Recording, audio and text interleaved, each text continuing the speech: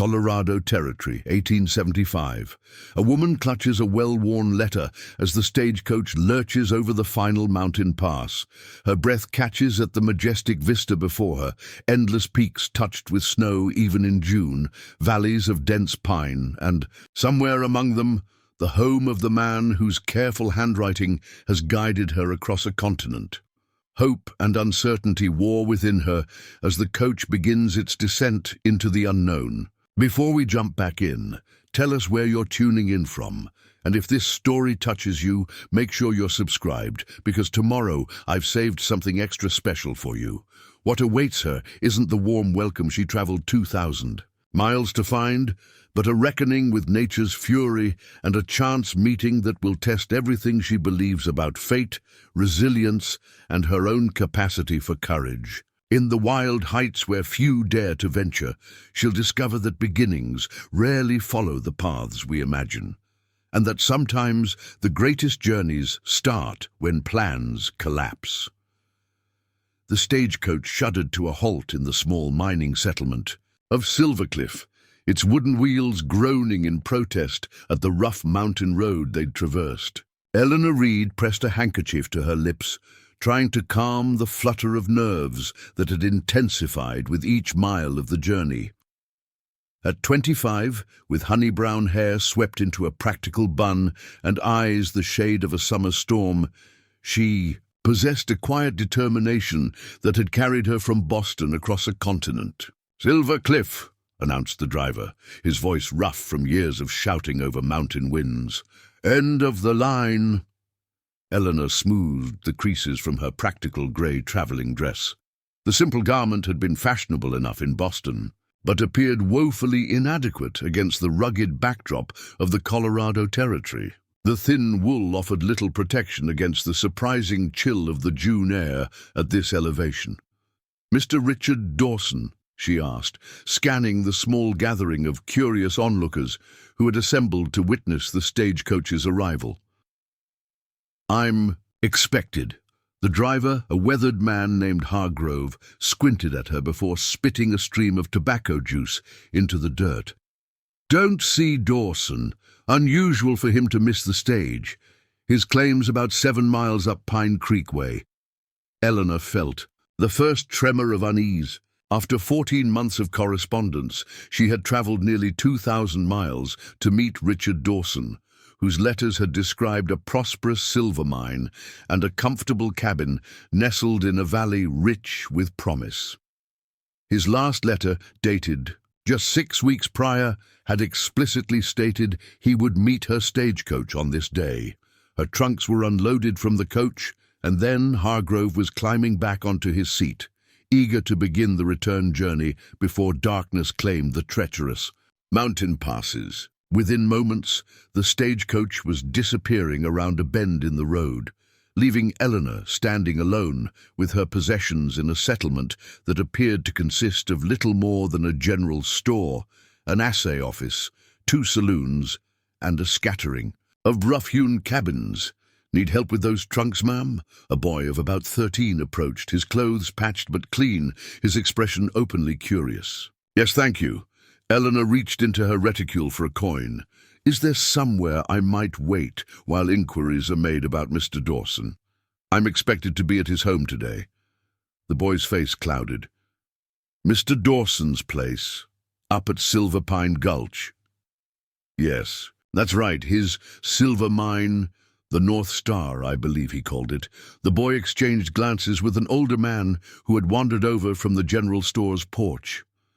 Something passed between them, a wordless communication that sent a chill through Eleanor's heart. "Ma'am," the older man said, removing his hat, "I'm Walter Jenkins, own the general store here. Might be you haven't heard the news. There was a terrible avalanche up at Silver Pine Gulch about 4 weeks back. Dawson's cabin and most of his outbuildings were destroyed." Eleanor felt the ground tilt beneath her feet. "And Mr. Dawson?" she asked, though she already knew the answer from the man's expression. "Nobody's seen him since. Search parties went up for near 2 weeks, found some of his belongings scattered across half the mountainside, but no sign of Richard himself." The World narrowed to a pinpoint of light as Eleanor struggled to comprehend the magnitude of her situation. Richard Dawson was missing, presumed dead. His home was destroyed, and she was standing in a mountain settlement 2,000 miles from Boston with trunks containing everything she owned and less than $40 to her name. "Is there a hotel?" she managed to ask, her voice sounding distant to her own ears. "Got a boarding house," Jenkins replied. "Mrs. Holloway's place. Clean, respectable. $2 a week, meals included. $2 a week." Even with her modest funds, that would give her little more than a month before financial disaster. Eleanor had invested almost everything in this journey, selling her late parents' home and settling their outstanding debts before departing Boston. What remained after purchasing her ticket and traveling expenses was meant to help establish her new life with Richard, not sustain her alone in this wilderness. "You'd be Mrs. Dawson, then?" Jenkins asked gently. "Miss Reed," she corrected, straightening her shoulders. "Eleanor Reed. Mr. Dawson and I were to be married upon my arrival." Understanding dawned in Jenkins' eyes. "Mail-order bride," he said, not unkindly. "You're not the first to come to these parts seeking a fresh start, Miss Reed, though your circumstances are more unfortunate than most." Eleanor appreciated his direct manner. In Boston, people would have danced around the subject, with euphemisms and pitying glances. Here, at least, her situation was acknowledged plainly. "Thank you for your honesty, Mr. Jenkins. I would appreciate directions to Mrs. Holloway's boarding house." Jenkins instructed the boy to help with Eleanor's trunks, then pointed out a whitewashed, two-story building at the far end of the settlement's single street. "Tell Clara that Walter sent you. She'll treat you fair." Clara Holloway proved to be a brisk, efficient widow in her 50s who asked few questions and showed Eleanor to a small but clean room on the second floor. "Supper's at 6, she announced. "Breakfast at 7. Lunch you're on your own, as most folks are about their business midday." Left alone, Eleanor sat on the narrow bed and finally allowed the full weight of her situation to settle upon her shoulders. She had no home to return to in Boston. No family to take her in. The teaching position she had reluctantly abandoned would long since have been filled. And the man whose letters had painted pictures of a shared future amid mountain splendor was in all likelihood buried beneath tons of snow and rock, yet amid the despair a small flame of practical determination remained. Eleanor had not survived the loss of both parents to consumption, managed a household alone for 3 years, and traveled across a continent only to surrender at the first calamity. She would allow herself this evening to absorb the shock. Tomorrow, she would begin forming a new plan. Supper in Mrs. Holloway's dining room provided Eleanor with her first glimpse of Silvercliff society. Besides herself, there were 6 boarders, 4 men and 2 women. The men were connected with the mines in various capacities, an assayer, a clerk from the mining company office, and 2 engineers. The women were both teachers at the settlement's small school.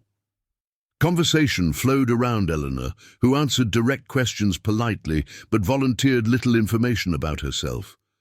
The others seemed to sense her distress and respectfully limited their curiosity, though Eleanor caught the occasional glance of sympathy. "You planning to head back east, Miss Reed?" Mrs. Holloway asked as she served apple pie for dessert. "I haven't decided," Eleanor replied honestly. "I need to assess my options." "Settlement's short on educated women," observed Sarah Winters, the older of the 2 teachers. "If you've any teaching experience, school board might be interested." Eleanor had indeed taught at a ladies' academy in Boston. "I would certainly consider it," she said, "though I understand the term is nearly finished for the summer." "New term starts in September," Sarah nodded. "But they're already looking for someone to replace Miss Turner here, who's marrying in August." The younger teacher blushed. "James finally convinced the mining company to promote him to head engineer. We'll be moving to Denver after the wedding. This small exchange planted the first seed of possibility in Eleanor's mind. If she could secure a teaching position for the fall term, she might have a temporary solution to her predicament. But that still left the question of how to support herself through the summer months. After supper, Eleanor retired to her room and methodically unpacked one of her trunks. Among her possessions was a cedar box containing Richard Dawson's letters, 23. In all, each filled with descriptions of his silver mine, his cabin with its view of the mountains, and his hopes for their life together. The Richard who emerged from these pages was thoughtful, hard-working, and ambitious. He had written of his plans to expand the mine, to build a larger home once they were married, to perhaps eventually move to Denver, where their children could receive proper education. All those dreams now lay buried beneath an avalanche. As ephemeral as the morning mist that clung to the mountainsides, morning brought clearer thinking and the practical necessity of action. After breakfast, Eleanor approached Mrs. Holloway.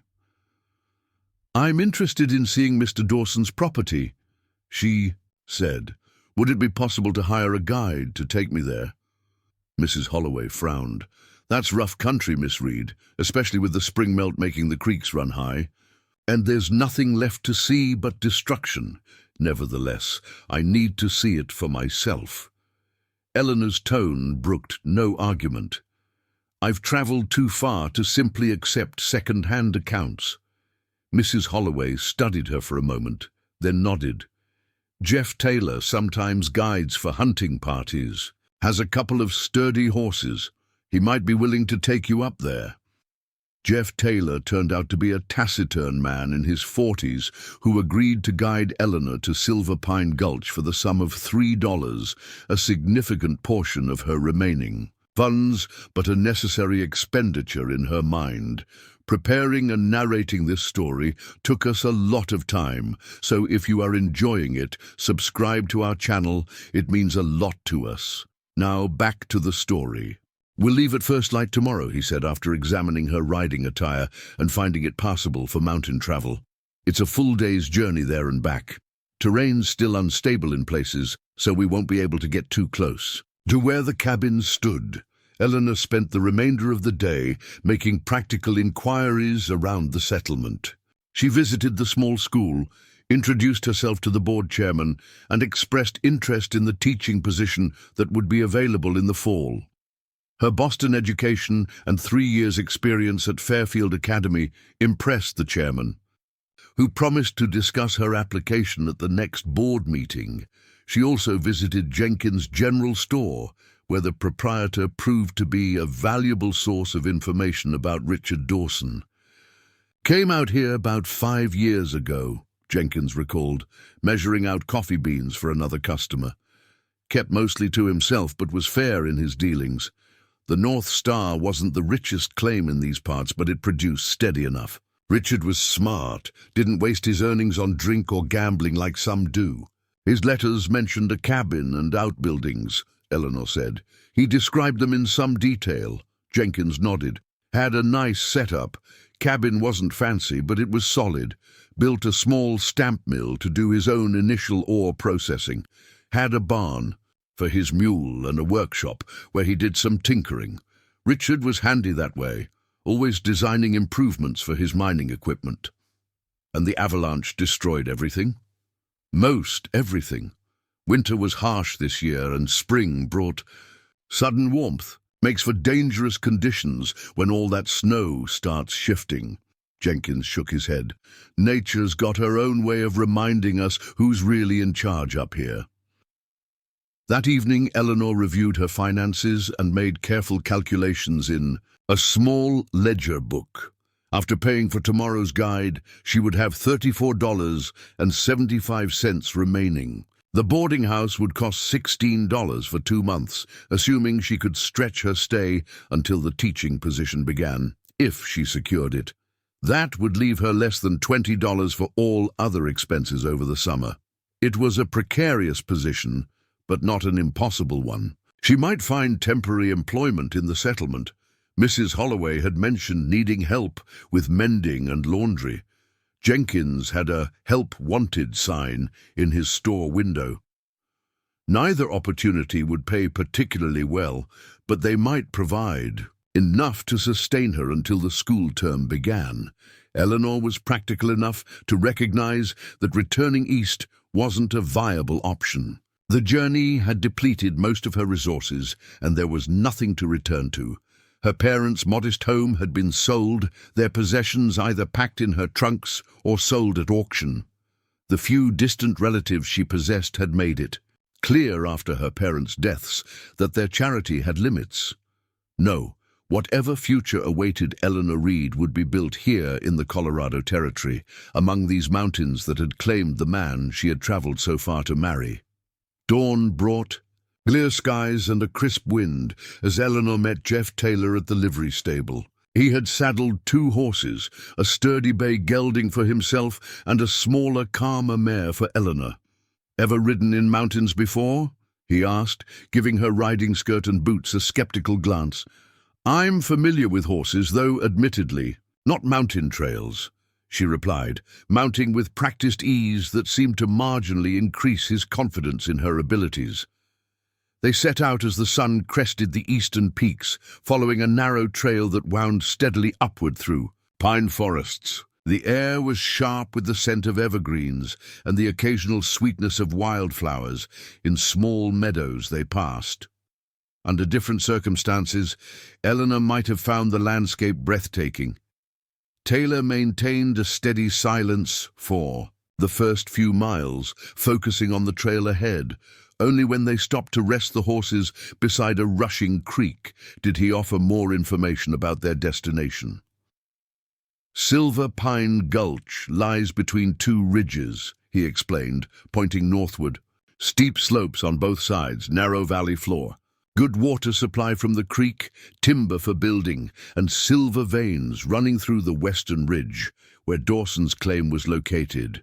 But that same geography that makes it good for mining makes it vulnerable to slides." "Have there been avalanches there before?" Eleanor asked. Taylor nodded. "Small ones nature's way in these mountains, but this spring was different. Whole mountainside came down after 3 days of unusual warmth followed by heavy rain. Created the perfect conditions for disaster." They continued their journey, the trail becoming steeper and less defined. Eleanor's thighs ached from gripping the saddle, and her hands were sore from holding the reins across difficult terrain, but she refused to complain. This pilgrimage to Richard's final home was necessary for her to fully accept her circumstances and move forward. By midday, they reached a vantage point where the trail opened onto a wider path. Taylor reined his horse to a stop. "There," he said, pointing to a valley below them. "That's Silver Pine Gulch." Eleanor's breath caught in her throat. From their elevated position, the devastation was clear. One entire side of the valley had been scoured clean by the avalanche. Trees snapped like twigs, boulders the size of wagons strewn carelessly across the landscape. The spring melt had carved new channels through the debris field, creating a chaotic maze of mud, rock, and splintered timber. Dawson's cabin stood there. Taylor pointed to a particularly devastated area near a bend in the creek. Nothing left now but some scattered timbers and the stone from his chimney. Eleanor stared, trying to reconcile the peaceful valley Richard had described in his letters with the scene of destruction before her. He had written of sitting on his porch, watching the sunset paint the western ridge with golden light. Of the garden plot he had cleared for vegetables, of the wild raspberry bushes that grew near the creek. Now there was only desolation. "Can we get closer?" she asked, her voice steady despite the ache in her heart. Taylor frowned. "Ground still unstable, not safe to ride down there." "Then I'll walk. I need to see it, Mr. Taylor, please." Something in her expression must have conveyed her determination, for after a moment's consideration, he nodded reluctantly. "We'll tie the horses here. Follow exactly where I step, understand? One wrong move on that debris field could trigger another slide." They picked their way carefully down a game trail that skirted the edge of the avalanche's path. The destruction became more apparent with each step. Household items scattered among the debris, a broken chair leg here, the remains of a barrel there, a twisted piece of metal that might once have been part of a stove. Taylor stopped at the edge of what appeared to be an impassable jumble of rocks and splintered trees. "This is as far as is safe," he said firmly. "Dawson's cabin was about 100 yards that way." Eleanor stood silently, trying to absorb the reality before her. This was to have been her home. The man who had written those thoughtful letters was presumably buried somewhere beneath this chaos of earth and timber. As she turned to retrace their steps back to the horses, a glint of metal caught her eye. Something was reflecting sunlight from between two fallen pines, about 20 feet away. "Mr. Taylor, what's that?" she asked, pointing. He squinted in the direction she indicated. "Hard to say. Might be part of Dawson's mining equipment." "I'd like to see it." Taylor looked ready to object, then sighed. "Stay here. I'll check it." He maneuvered carefully across the unstable ground, reaching the fallen pines and bending to examine whatever had caught Eleanor's attention. After a moment he straightened and made his way back to her, holding a small object in his hand. "Clock," he said, holding it out to her. "Dawson's, most likely." Eleanor took the pocket watch, its silver case dented but intact. She carefully opened it to find the glass cracked, but the face still legible. The hands had stopped at 4:17, marking the moment when the avalanche had destroyed everything in its path. "He mentioned this in his letters," she said softly. "It was a gift from his father." The personal connection to Richard made the disaster suddenly, painfully real in a way that seeing the destruction had not. This watch had been carried in his pocket, wound by his hand. Now it was stilled forever, just as his life had been. Eleanor closed the watch and slipped it into her own pocket. It was a small piece of the man she had traveled so far to meet, the only tangible connection she would ever have to Richard Dawson. They had turned to leave, picking their way back toward the horses, when a sound caught their attention, the distant report of a rifle shot echoing across the valley. Taylor froze, his hand moving instinctively to the pistol at his hip. "That came from up valley," he said, his voice low. "Past where Dawson's place stood." "Is there another mine in this area?" Eleanor asked. "Shouldn't be. This whole gulch was Dawson's claim." Taylor's expression was suspicious. "Could be a hunter, but game's scarce since the avalanche. Most likely claimed jumpers, thinking to work at Dawson's mine now that he's gone." Another shot rang out, followed by the distinct sound of metal striking rock. Taylor helped Eleanor down from her mare, then set about caring for the horses while Blackwood led them to the cabin. Inside, they found a single room with a stone fireplace, a built-in bunk along one wall, a rough-hewn table with 2 chairs, and basic cooking implements hanging from pegs. Everything was meticulously organized, the mark of a man who understood that survival in the wilderness depended on order and preparation. "I'll get a fire started," Blackwood said, moving to the hearth with the ease of familiarity. Jenkins keeps firewood stacked out back. While he busied himself with the fire, Eleanor took stock of their surroundings. The cabin, while rustic, was clean and sturdy. Its windows, though small, offered views of the mountain slopes and the darkening sky. She could understand why someone would choose this life of solitude amid such grand scenery, though it was far removed from anything she had experienced in Boston. Taylor entered with their saddlebags. "Horses are settled," he reported, his tone suggesting he remained uncomfortable with their situation, but was making the best of it. "I've got some jerky and hardtack in my provisions. Not much of a supper, I'm afraid." "Jenkins keeps a storage pit out back," Blackwood said, using a long stick to arrange the logs in the fireplace. "Dried venison, beans, flour. He'd expect travelers to use what they need."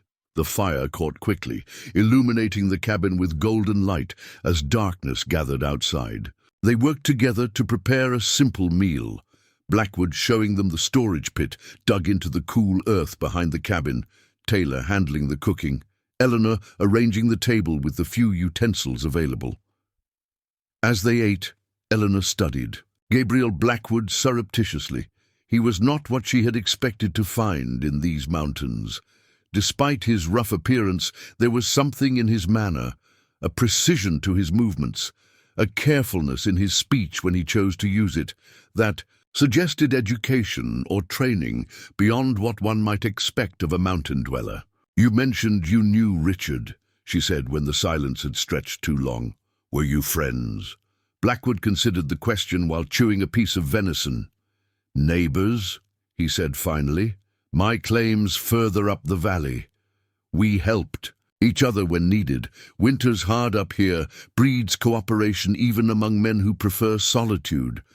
You're a miner as well, among other things." His gaze met hers directly. "Been up here for 5 years, worked claims, trapped furs, guided hunting parties when funds ran low." "And now you're working Richard's claim," Taylor said, the accusation clear in his tone. Blackwood's expression hardened.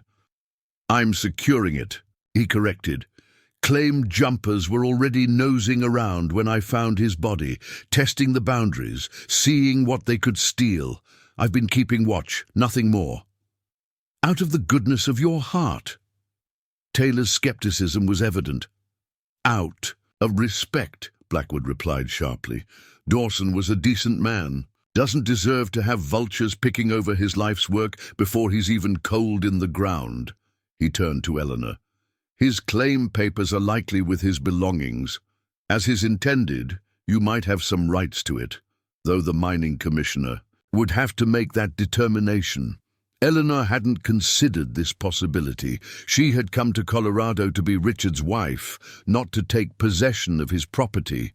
Yet the practical reality of her situation demanded consideration of all options. "I'm not familiar with mining laws," she admitted. "Complicated," Taylor said. "Normally an unmarried man's property would go to his closest kin. But with a documented agreement to marry, you might have a case, especially if you can prove financial investment in the journey." "Richard's letters," Eleanor said. "They explicitly mention our arrangement, and I have receipts for my travel expenses." "Commissioner in Silvercliff might recognize that," Taylor nodded. "Or might not. Mining laws still evolving in the territory." Blackwood watched this exchange silently, his expression unreadable in the firelight. "Why are you still here, Mr. Blackwood?" Eleanor asked suddenly. "The Avalanche was weeks ago. You found Richard, buried him honorably. Why remain in this destroyed valley?" Her direct question seemed to catch him off guard. For a moment, something like approval flickered in his eyes. "Promised Dawson I'd look after his interests if anything happened to him," he said finally. "Man makes few true friends in the wilderness. When he does, those bonds matter." The simple declaration revealed more about Blackwood's character than any lengthy explanation could have. Whatever else he might be, he was a man who honored his commitments, even to the dead. Night settled fully around the cabin as they finished their meal. The sleeping arrangements presented an obvious challenge: 1 bunk, 3 people, and propriety to consider. "I'll sleep by the fire," Blackwood said, solving the problem before it needed discussion. "Taylor can take the floor near the door. Miss Reed gets the bunk." Neither Eleanor nor Taylor argued with this arrangement. Blackwood excused himself to check on their horses, leaving them alone in the cabin. "I don't trust him," Taylor said quietly, once Blackwood was gone. "Man living, alone in the mountains, just happens to be watching over Dawson's claim. Convenient." "He seems honorable enough," Eleanor replied, though she understood Taylor's caution. "And he's offered to show me Richard's grave. That's all I need from him." "We should head back to Silvercliff first thing tomorrow."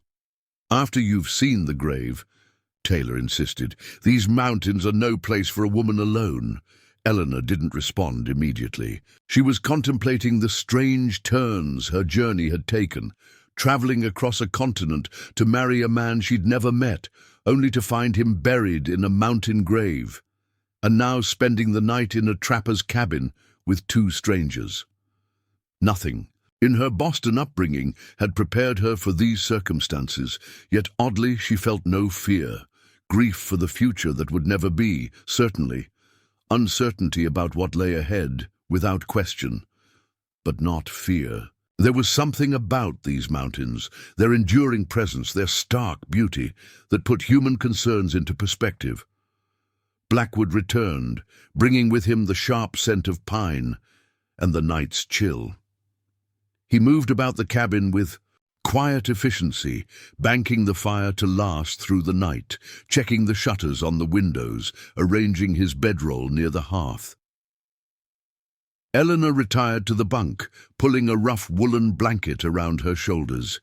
Despite the day's emotional and physical exertions, sleep proved elusive. Through half-closed eyes, she watched as Taylor settled uncomfortably on the floor near the door, his pistol within easy reach. Blackwood lay motionless near the fire, though she suspected he remained as awake as she was. In the deep silence of the mountain night, Eleanor found her thoughts returning to Richard's letters. He had written with such enthusiasm about this place, the beauty of the mountains, the promise of the silver veins running through the ridges, the peace he found in solitude that wasn't quite loneliness. He had invited her to share that life, and she had accepted, imagining a future far different from her constrained existence in Boston. Now that future was gone, replaced by a blank canvas of uncertainty. Yet somewhere beneath the grief and confusion, Eleanor felt the stirring of something unexpected, a curiosity about what this wild land might offer to a woman willing to embrace its challenges. Dawn came early to the mountains, light creeping across the cabin floor as Eleanor woke from fitful sleep. Blackwood was already gone, his bedroll neatly stowed. Taylor was just rising, looking stiff from his night on the hard floor. "He's checking the horses," Taylor said, noting her questioning glance at Blackwood's empty space. "Man moves like a ghost. Didn't hear him leave." They prepared a simple breakfast of coffee and leftover biscuits. Blackwood returned as they were finishing, carrying a small bundle of wildflowers. "For the grave," he explained briefly. Seeing Eleanor's curious look, the gesture touched her unexpectedly. This gruff mountain man, who had already fulfilled his obligation to his friend by providing a proper burial, had thought to gather flowers for a grave that would soon be visited by the woman who had traveled so far to marry him. "Thank you," she said simply. They set out immediately after breakfast, leaving the horses at Jenkins' cabin. The climb to the ridge where Richard was buried proved challenging. The trail, if it could be called that, was steep and in places barely discernible. Eleanor was grateful for her sturdy boots and determined not to show weakness, though her breathing grew labored as they ascended. Blackwood set a deliberate pace, occasionally pausing to point out footholds or offer a steadying hand at difficult passages. Taylor followed behind Eleanor, watchful and still suspicious of their guide. After nearly an hour of climbing, they reached a small plateau near the ridge crest. The view was spectacular, mountain peaks stretching to the horizon, valleys carved by ancient glaciers, forests of pine and aspen, creating a patchwork of green and gold across the landscape. "He's there," Blackwood said quietly, pointing to a cairn of stones piled carefully against the backdrop of the endless vista. A simple wooden cross marked the grave. Eleanor approached slowly, the reality of Richard's death finally, fully settling upon her. The man whose words had carried her across a continent, whose vision of a shared future had given her the courage to leave everything familiar behind. He lay here, beneath these mountain stones, forever part of this wild, beautiful land. Blackwood placed the wildflowers at the base of the cross, then stepped back, giving her privacy in this moment of final farewell. Eleanor knelt beside the grave, touching the stones gently.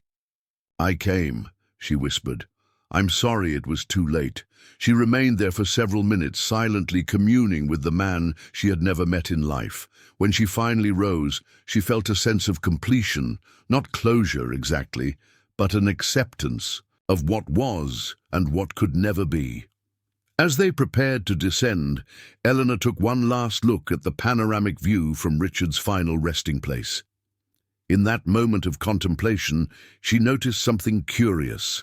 A valley beyond the ridge, tucked between towering peaks, seemingly untouched by the devastation that had claimed the lower slopes. From this elevation, she could see meadows, a sparkling lake, and what appeared to be a small cabin nestled among trees.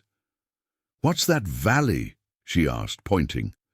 Blackwood followed her gaze, his expression changing subtly. "Home," he said simply.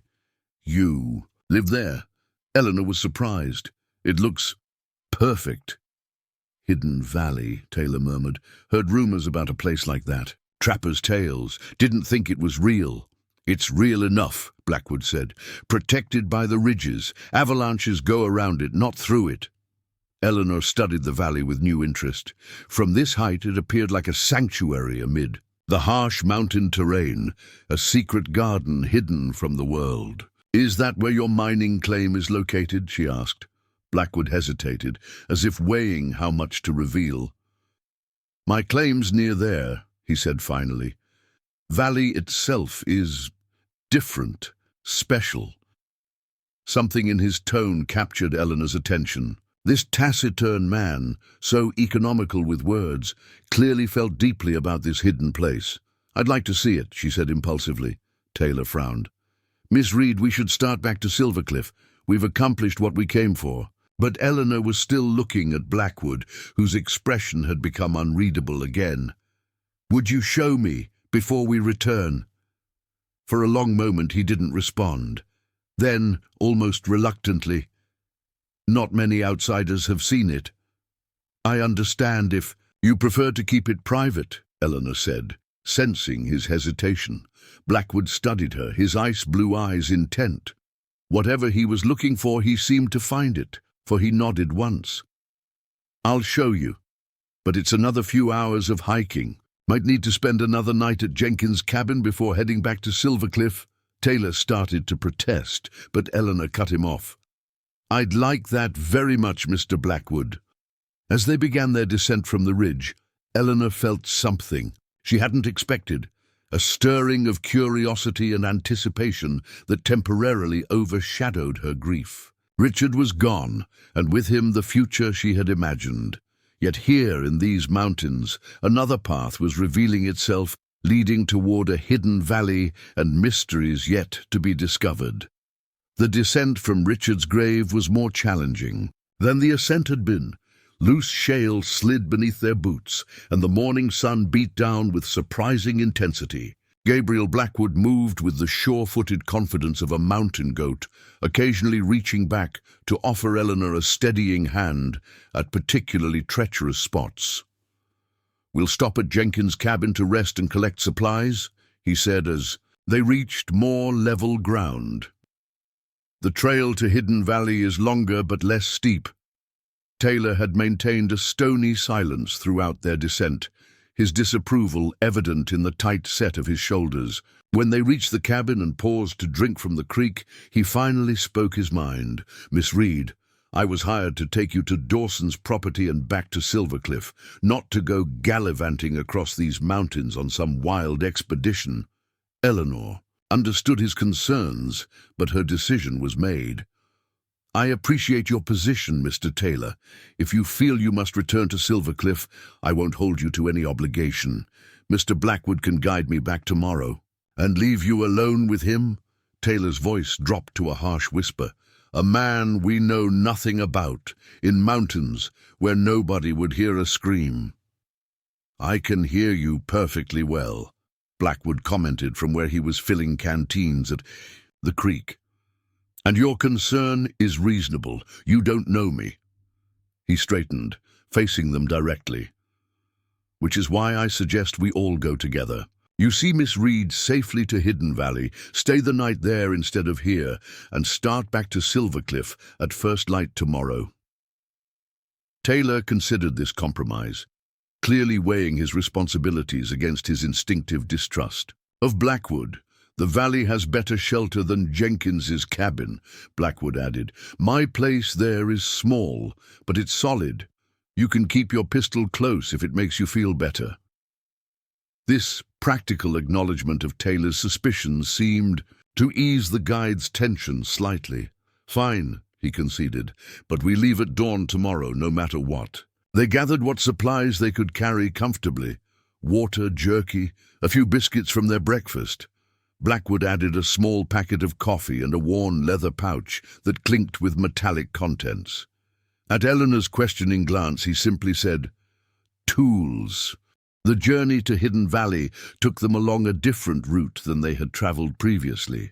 Instead of following the main valley floor, Blackwood led them through a series of interconnected, smaller ravines and passages that seemed to wind around the devastation caused by the avalanche.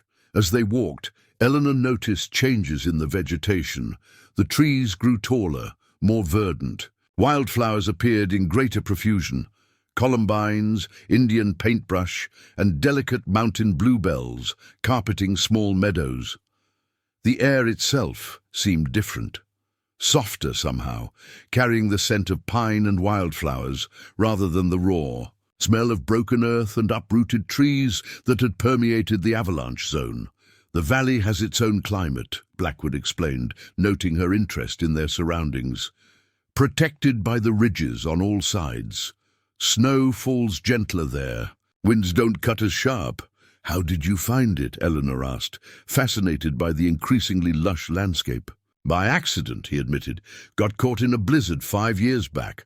Was working a claim closer to Silvercliff. Followed a game trail, seeking any shelter from the storm.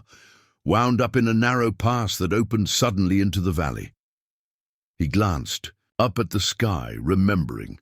Storm was still raging outside the pass, but inside, just gentle snowfall, peaceful, like stepping into a different world. It was the most he'd spoken at one time, and Eleanor sensed that Hidden Valley had significance to him beyond mere shelter or beauty. "And you stayed?" she prompted. Blackwood nodded. "Built a cabin. Staked a claim on a promising vein in the western ridge. Valley provides everything else a man could need: game, timber, water, even hot springs near the lake." Taylor, who had been listening with grudging interest, looked skeptical. "Sounds too perfect. Why isn't it overrun with settlers or miners?" "Hard to find if you don't know the way," Blackwood replied.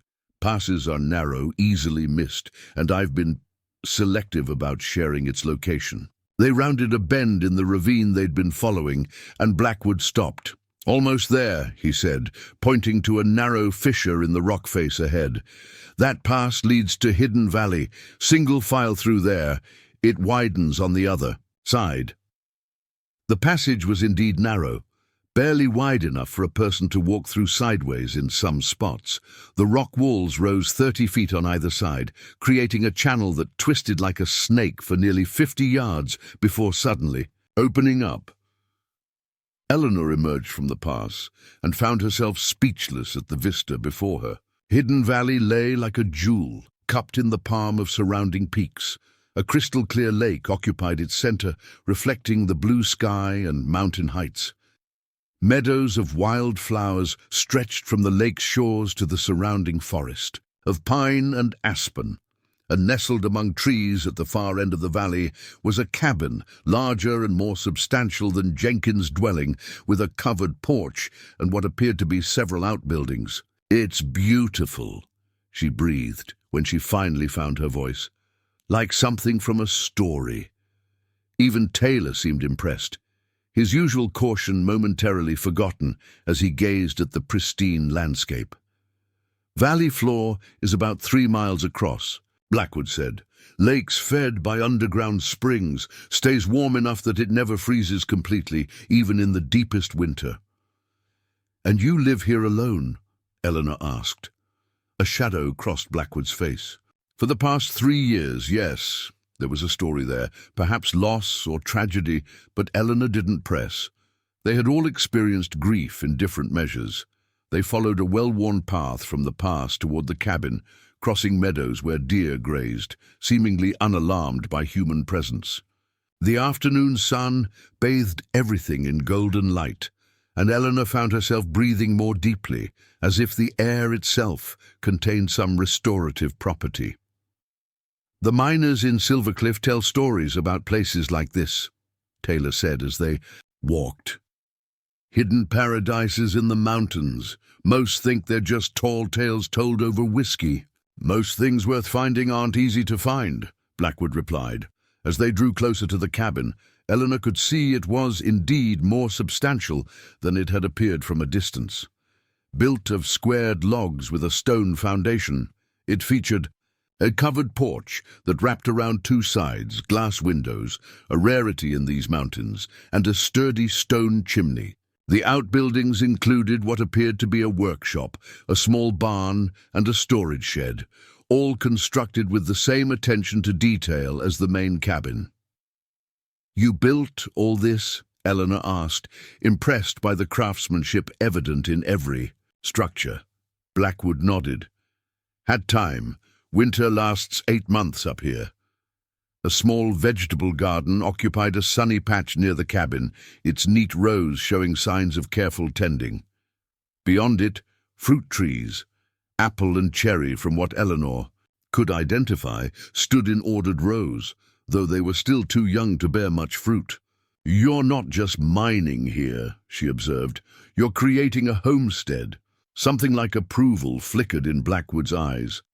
"Mining pays for supplies I can't produce, but silver's fickle.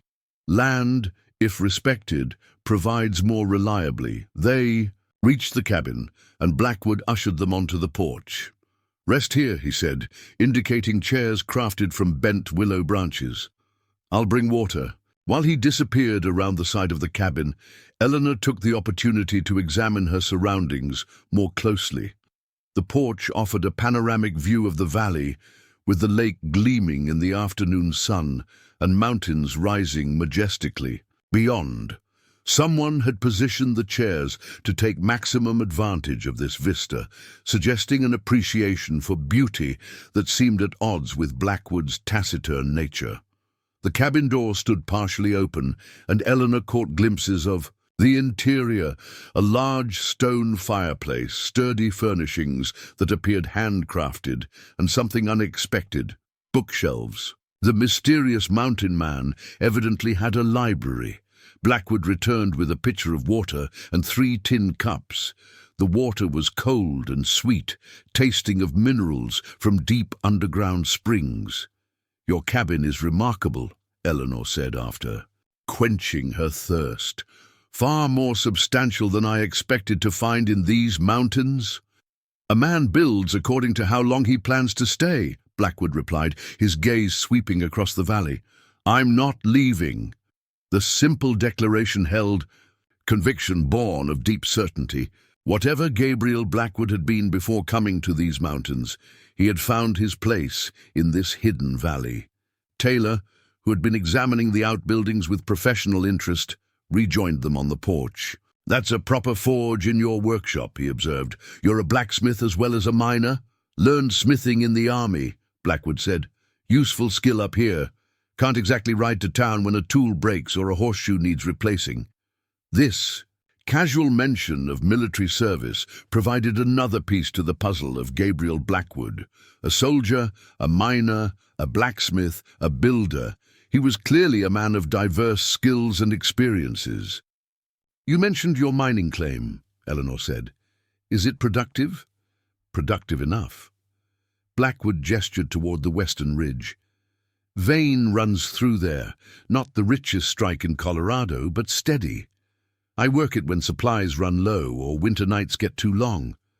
The sun was beginning its descent toward the western peaks, casting the valley in golden light that softened every contour and highlighted the vivid colors of wildflowers in the meadows. "I should check on dinner," Blackwood said, rising. "Venison stew been simmering since morning. This domestic detail surprised Eleanor. She had expected perhaps jerky and beans, not a carefully prepared meal. "Can I help?" she offered, unwilling to be merely a guest when their host had already shown such hospitality. Blackwood seemed momentarily taken aback by the offer, then nodded. "Could use help with the bread." Inside, the cabin revealed more about its owner than his sparse conversation had. The main room was warm and inviting, with a stone fireplace at one end and the promised bookshelves lining one wall. The furnishings were simple but beautifully crafted.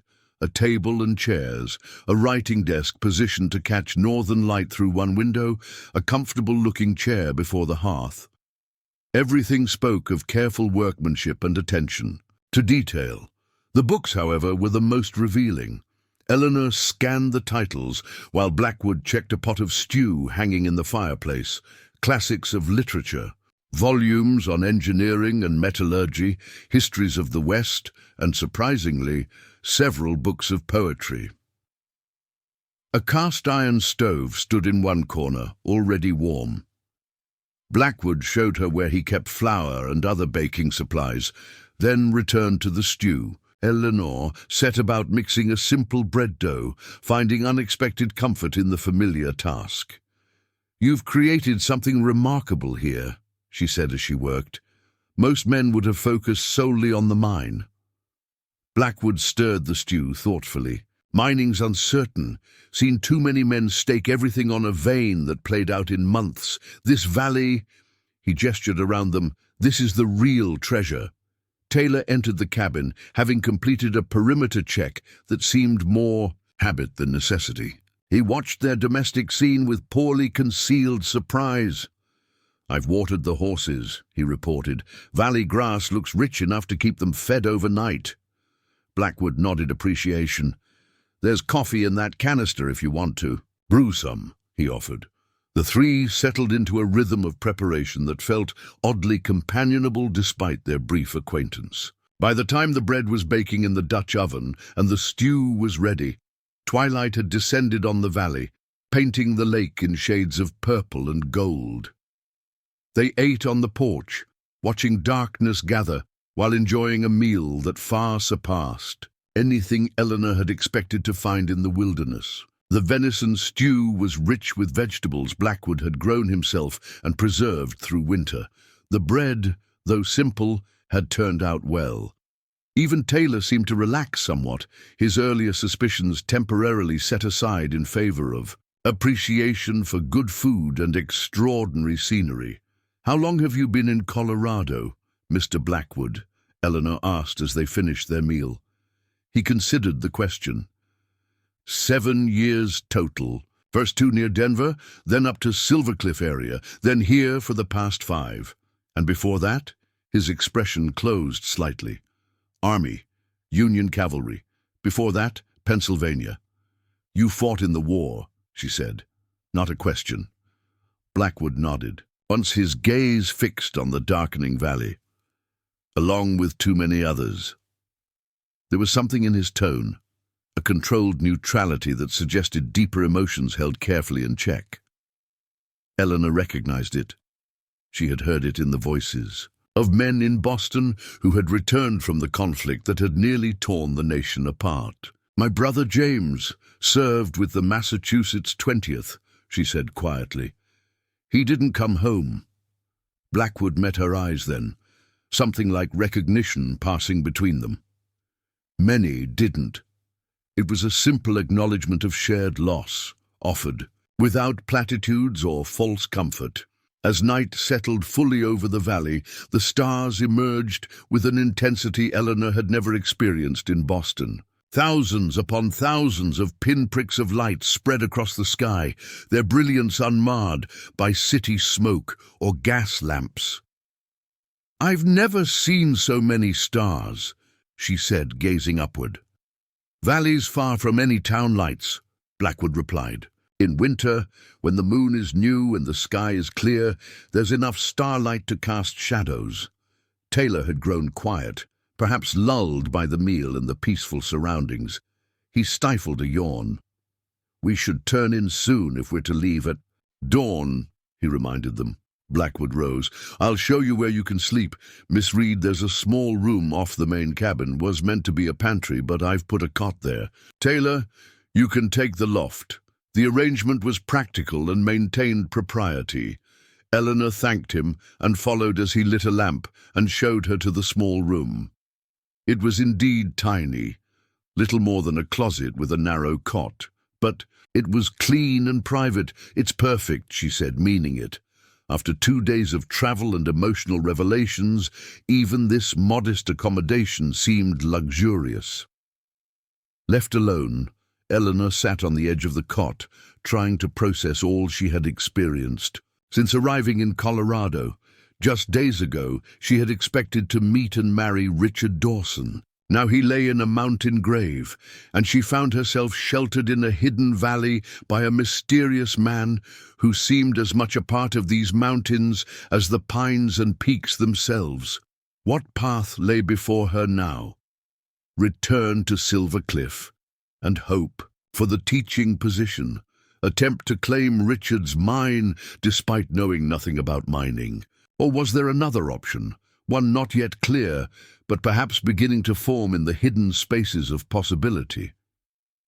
Through the small window of her room, Eleanor could see the starlight reflecting on the lake. There was peace in that vista, a serenity that called to something deep within her, something that had been stifled by the constraints of her Boston life, but now stirred with newfound strength.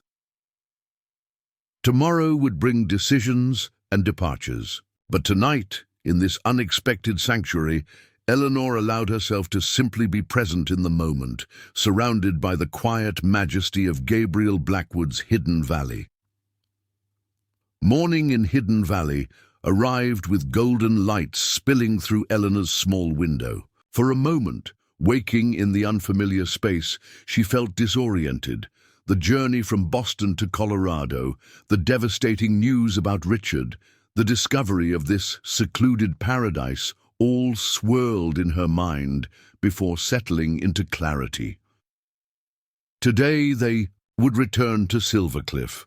The thought brought less relief than she might have expected just days ago. She dressed quickly in her travel attire, now somewhat worse for wear after mountain trails and campfire smoke. When she emerged from the small room, she found the main cabin empty, though a pot of coffee simmered on the stove and fresh biscuits sat wrapped in a cloth near the hearth. Outside, the valley was transformed by morning light.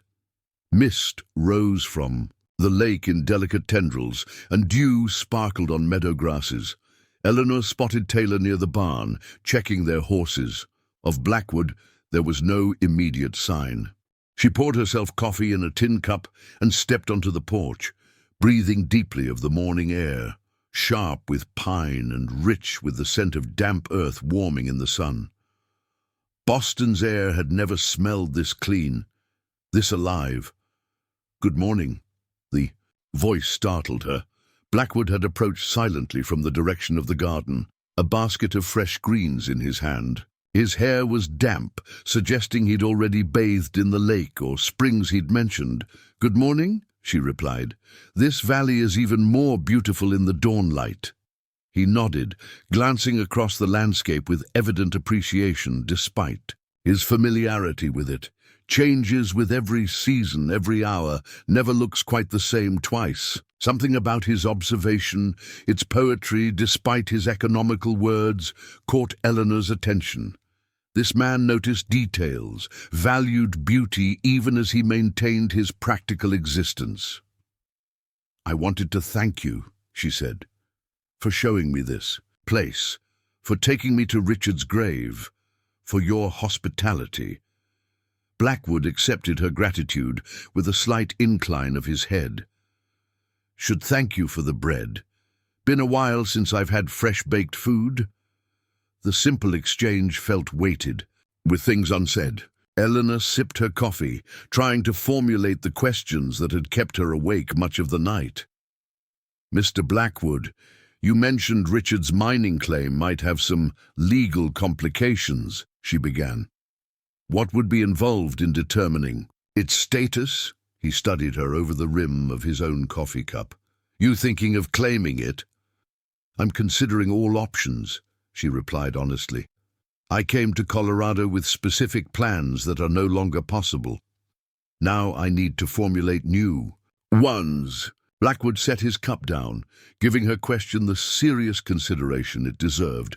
Mining commissioner in Silver Cliff would be your first stop. You'd need to present Richard's claim papers, proof of your arrangement with him, and file an application for transfer of mineral rights. And the likelihood of success?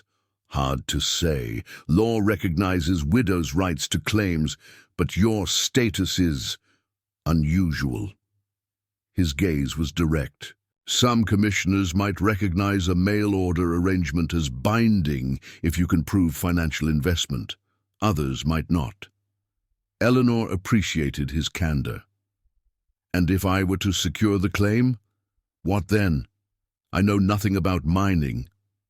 Could sell it, he suggested. Several men in Silver Cliff would pay a decent price, even with the avalanche damage, or hire someone to work it for a percentage of profits. These were practical solutions, yet neither felt quite right to Eleanor. Selling Richard's claim seemed like abandoning the last connection to the future she had journeyed west to find. Yet attempting to manage a mining operation as a woman alone in the Colorado territory presented formidable challenges. "What would you do?" she asked impulsively. "If you were in my position." Blackwood considered her question with characteristic thoroughness. "Depends on what you want from life," he said finally. "Quick resolution? Sell the claim, use the money to establish yourself elsewhere. Longer commitment? Stake your rights and form a partnership with someone who knows mining. Territory's growing. Opportunities exist beyond what might have been possible back east." His assessment aligned with her own emerging thoughts. The teaching position in Silver Cliff offered security but little independence. Selling Richard's claim might provide funds, but would sever her connection to the purpose that had brought her west. "You mentioned partnership," she said carefully. "Would that be feasible for a woman in my circumstances?" Taylor approached. Before Blackwood could answer, his expression making it clear he was eager to depart. "Horses are ready, Miss Reed. We should head out if we want to reach Silver Cliff before dark." Blackwood nodded. The moment for private conversation passed. "I'll pack some food for your journey." Preparations for departure moved swiftly after. At that, Blackwood provided jerky, biscuits, and dried fruit for their saddlebags. He also, to Eleanor's surprise, presented her with a small leather pouch. "Silver," he explained when she looked questioningly at him. "From Richard's mine, not much, but it's rightfully yours." The gesture touched her deeply. "Thank you. I don't know what to say." "Say you'll be careful dealing with the mining commissioner," he replied. "And Preston at the bank. Both have reputations for taking advantage of those unfamiliar with territorial practices." This practical warning was delivered matter-of-factly, but Eleanor recognized it as genuine concern for her welfare. "I'll remember that," she promised. As they prepared to mount their horses, Eleanor found herself reluctant to leave. This hidden valley had offered unexpected sanctuary during a time of confusion and grief. Returning to Silver Cliff meant facing decisions that would shape her future in this rugged territory. "Mr. Blackwood," she said, as he handed her the reins to her mare, "I want to thank you again for everything. Few strangers would have shown such consideration." He met her gaze directly. "Not many find their way to this valley. Those who do usually have reason to be here." The cryptic statement lingered in Eleanor's mind as they rode away from the cabin, following Blackwood, who led them through meadows toward the hidden pass. Was he suggesting their meeting had some purpose beyond chance, or simply acknowledging the unusual circumstances that had brought her to his secluded domain? The journey through the narrow pass and back into the network of ravines that would lead them toward Silver Cliff proceeded in relative silence. Taylor rode ahead, eager to return to familiar territory, Eleanor followed, with Blackwood bringing up the rear. This arrangement gave her time to absorb her surroundings and contemplate the decisions that awaited her. When they stopped to rest the horses at midday, Eleanor found herself alone with Blackwood briefly, as Taylor scouted the trail ahead. "You never answered my question," she said, "about partnership being feasible for someone in my position." Blackwood took a drink from his canteen before responding. "Mining partnerships aren't uncommon in the territory. Usually between men, yes, but law doesn't prohibit women from participating." He studied her thoughtfully. "Right partner would be critical. Someone who knows mining, respects your contribution, treats you as equal. Are such men common in these parts?" she asked wryly. The ghost of a smile touched his lips. "Not common anywhere, I'd guess." Taylor returned before they could continue the conversation, but the exchange had given Eleanor much to consider. A partnership might indeed be the most practical solution to her dilemma, assuming she could find a trustworthy partner with the necessary skills. As they continued their journey, the landscape gradually transformed from the lush environs near Hidden Valley to the rougher, more exposed terrain leading towards Silvercliff. They skirted the edge of the Avalanche zone, the site of its devastation a stark reminder of how quickly circumstances could change in these mountains. By late afternoon, the outline of Silvercliff appeared in the distance, a collection of wooden structures nestled against the mountainside, smoke rising from chimneys, the rhythmic pounding of the stamp mill audible even from afar. "We'll reach in town before sunset," Taylor announced, clearly relieved to have fulfilled his obligation. Eleanor nodded, though she felt no corresponding relief. Silvercliff represented uncertainty rather than safety. "I have business in town tomorrow," Blackwood said unexpectedly. "Mining supplies. Could accompany you to the commissioner's office if you decide to pursue Richard's claim." The offer surprised both Eleanor and Taylor. The mountain man had seemed eager to return to his solitude, yet here he was, proposing to extend his time among people. "That's very kind," Eleanor said, genuinely appreciative. "I would welcome your knowledge of the process." Taylor looked less pleased with this development but made no comment. Their arrival in Silvercliff caused a minor stir. Word of Eleanor's situation had evidently spread, and curious glances followed their progress down the settlement's main street. Mrs. Holloway stood on the boarding house porch, arms crossed, watching their approach with undisguised interest. "Brought her back safe, I see," she called to Taylor as they dismounted. Her sharp gaze moved to Blackwood, recognition dawning. "Gabriel Blackwood. Haven't seen you in town for months." Blackwood touched the brim of his hat in acknowledgement. "Mrs. Holloway. You'll be needing your room back, Miss Reed?" The landlady addressed Eleanor while continuing to study Blackwood with obvious curiosity. "Yes, please," Eleanor replied. "For tonight at least."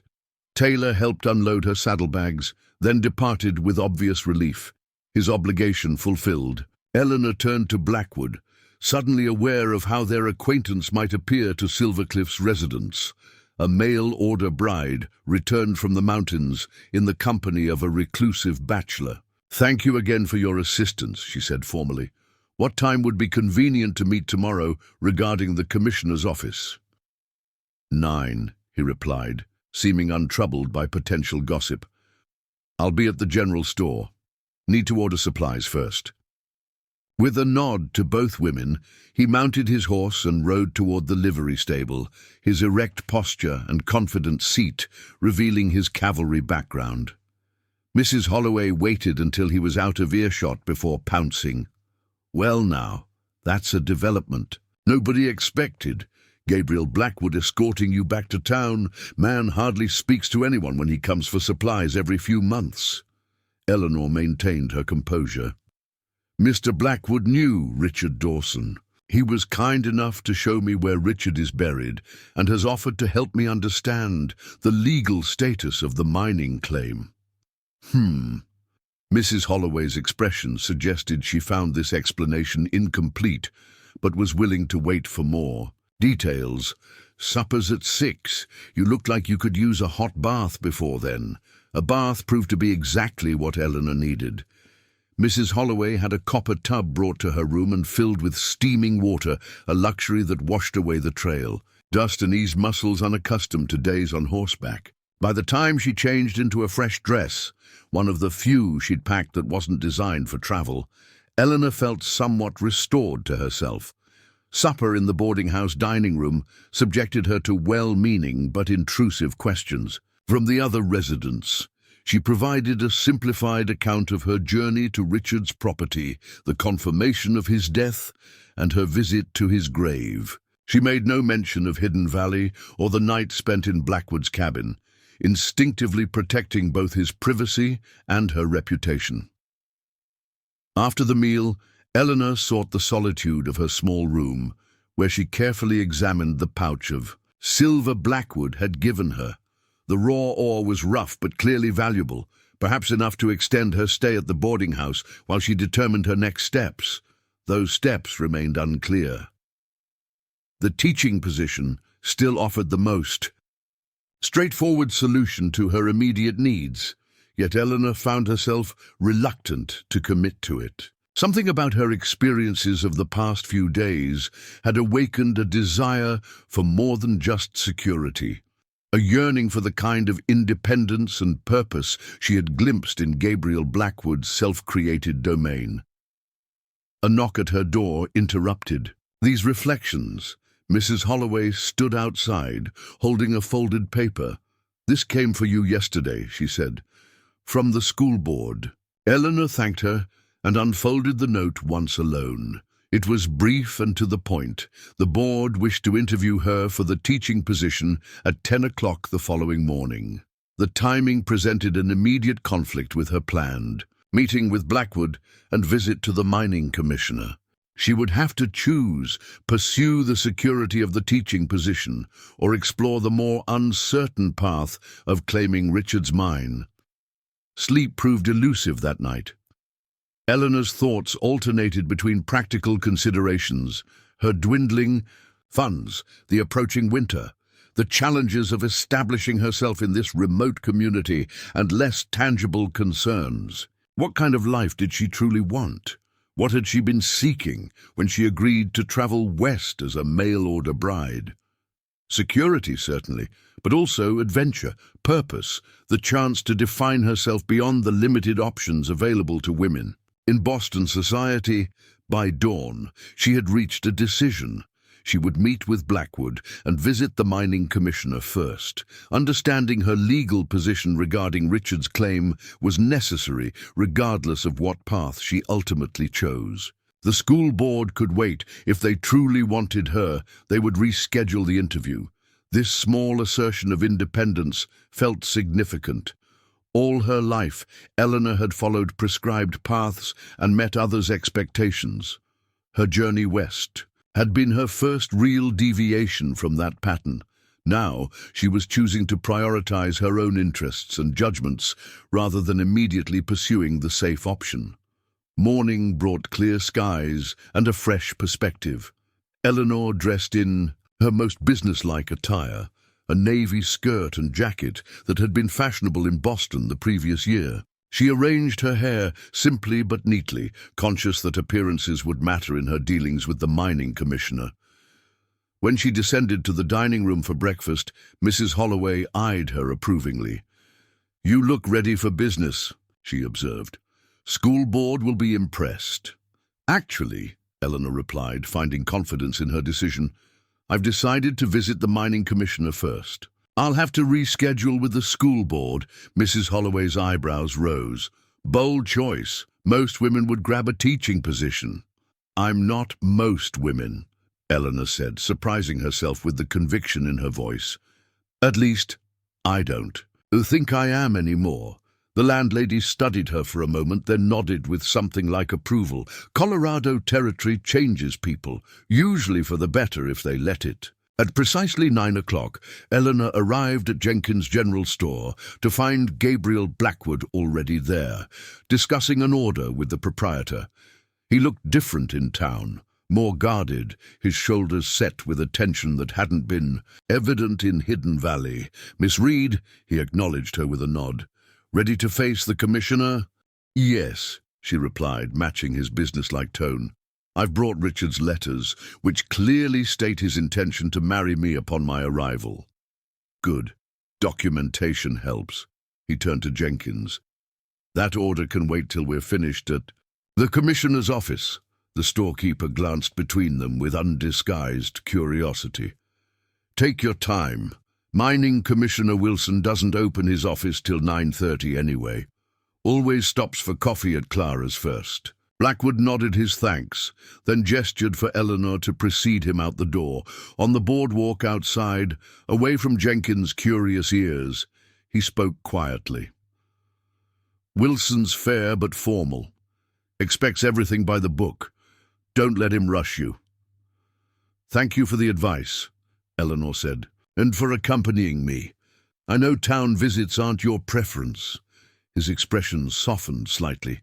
"Some things worth the discomfort." The simple statement, delivered without elaboration, carried a weight that Eleanor felt but couldn't quite interpret. Was he referring to helping her specifically, or to the general principle of facing discomfort for worthwhile causes? Before she could consider further, he gestured toward a small building near the assay office. "Commissioner's office. Let's see what rights you have to Richard Dawson's legacy." Mining Commissioner Wilson's office was Spartan but meticulously organized. Maps of local claims lined the walls, each carefully labeled with claim names and ownership information. A massive ledger book dominated his desk, its pages filled with precise handwriting documenting the complex web of mineral rights that underpinned Silvercliff's economy. Wilson himself matched his office, orderly, precise, and formal. In his 50s, with a neatly trimmed grey beard and wire-rimmed spectacles, he carried himself with the authority of a man whose decisions could make or break fortunes. "Miss Reed," he acknowledged Eleanor with a slight bow. "Mr. Blackwood." His eyebrows rose slightly in the mountain man's presence. "Unusual to see you in town." "Unusual circumstances," Blackwood replied simply. Wilson gestured for them to be seated in straight-backed wooden chairs before his desk. "I understand you're inquiring about Richard Dawson's claim, the North Star, correct?" "Yes," Eleanor confirmed. "I arrived from Boston expecting to marry Mr. Dawson, only to discover he had perished in the Avalanche." Wilson's expression softened marginally. "Unfortunate situation, my condolences." He adjusted his spectacles. "However, mining claims follow specific rules of inheritance. Without a legal marriage having taken place, the claim would normally revert to blood relatives or designated heirs in Mr. Dawson's will." "Does such a will exist?" Eleanor asked. Wilson consulted his ledger. "No will has been filed with this office. As for relatives, our records indicate Mr. Dawson listed no next of kin when registering his claim 5 years ago." "I have these," Eleanor said, removing Richard's letters from her reticule.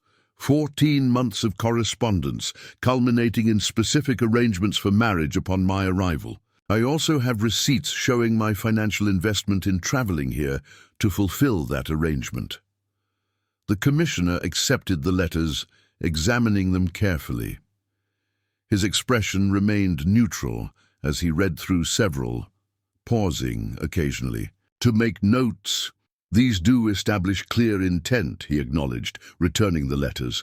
"However, intent does not constitute a legal marriage." "Territory has precedent." Blackwood spoke for the first time since introductions. "Peterson case in Denver, 68. Court recognized the mail order arrangement when the groom died 2 days before the bride's arrival. Granted her claim rights based on good faith and financial investment in the arrangement."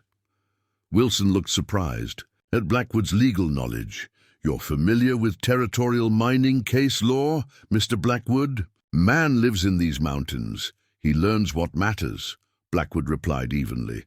The commissioner's assessment of the mountain man visibly shifted. The Peterson case does provide precedent, he conceded, though this situation differs in some respects. How so? Eleanor asked. Time elapsed between death and claim assertion, for one. Peterson died 2 days before his bride arrived. Dawson has been dead for approximately 4 weeks. A difference I could hardly control, Eleanor pointed out. The stagecoach schedule, from Boston to Colorado Territory, is fixed. I arrived at the first possible opportunity following our arranged date. Wilson nodded thoughtfully. Fair point. He made another note in his ledger. There's also the matter of the claim's condition. The avalanche caused significant damage to workings and structures. Under normal circumstances, failure to maintain a claim can result in forfeiture. Acts of God are exempted in the Territorial Mining Code of 64, Blackwood countered. Section 12, paragraph 3 specifically mentions natural disasters, beyond human control, as non-forfeit conditions. Again, Wilson seemed impressed by Blackwood's knowledge. You're correct. He studied Eleanor for a moment. Miss Reed, assuming I were to recognize your claim based on the Peterson precedent, what would be your intention? A woman alone would face considerable challenges operating a mining claim in these mountains. The question was direct but not unkind. Eleanor appreciated his frankness. I'm considering several options, she replied with equal directness, including potentially forming a partnership with someone possessing the necessary expertise. Wilson's gaze shifted briefly to Blackwood before returning to Eleanor. I see. He closed his ledger decisively. I'll need time to review the precedents and confirm the claim's current status. Can you return tomorrow morning? I should have a determination by then. Of course, Eleanor agreed, recognizing this was as close to a positive response as she could hope for initially. Outside the commissioner's office, Eleanor released a breath she hadn't realized she was holding. That seemed potentially promising. Wilson's. Fair, Blackwood said. He'll follow precedent if it applies. Your letters made a strong case. Your knowledge of mining law was unexpected, she observed, as they walked back toward the main street. You've studied it extensively? A shadow crossed his face. Learned from necessity. Had a claim dispute years back. Man tries to take what's yours. You learn how to fight with law before resorting to other means. The hint of a difficult past intrigued Eleanor, but she sensed it wasn't a story Blackwood was ready to share. Instead, she changed the subject. The school board requested an interview at 10 o'clock, but I chose to meet with the commissioner instead. I should stop by and reschedule. Blackwood nodded. Makes sense to keep options open until Wilson decides. I need to finish with Jenkins about supplies. Meet you at the hotel for lunch? Can discuss next steps once you've spoken to the school. Aboard. The casual suggestion of continued collaboration warmed Eleanor unexpectedly. That would be helpful, thank you. The schoolhouse stood at the far end of Silver Cliff's main street, a simple but well-maintained building with a small bell tower. Inside, Eleanor found Sarah Winters, the older teacher she had met during her first days in town. Miss Reed, Sarah greeted her. The board was expecting you an hour ago. I apologize for missing the appointment, Eleanor said. I had an urgent meeting with the mining commissioner regarding Mr. Dawson's claim. I'm hoping to reschedule the interview. Sarah's expression held curiosity rather than disapproval. The board members have dispersed to their businesses for the day, but I can speak with Chairman Mercer about the meeting tomorrow. She studied Eleanor thoughtfully. May I be frank, Miss Reed? Please. The board was quite interested in your credentials. Boston education is highly regarded here. However, they expect commitment. If you're pursuing mining interests, they may question your dedication to teaching. The observation was fair, if uncomfortable. Eleanor appreciated the honesty. I understand their concern. The truth is, I'm exploring all viable options for establishing myself here. Until yesterday, I believed the teaching position was my only practical choice. Sarah nodded. And now you have alternatives to consider. The commissioner was receptive to your claim? He's reviewing the precedents. I'll know more tomorrow. I see. Sarah's expression softened. For what it's worth, I think you'd make an excellent teacher. The children here need exposure to broader perspectives than our little settlement provides, but I also understand the appeal of independence. Eleanor felt a connection to this practical, forthright woman. May I ask a personal question, Miss Winters? Sarah, please. And yes, have you found satisfaction in teaching here, in building a life in these mountains? Sarah considered the question seriously. Satisfaction? Yes. The work matters. These children, miners' sons and daughters, shopkeepers' little ones, they deserve education as much as any Boston child. She glanced out the window at the mountain vista. As for life here, it demands more but offers freedom eastern cities can't provide.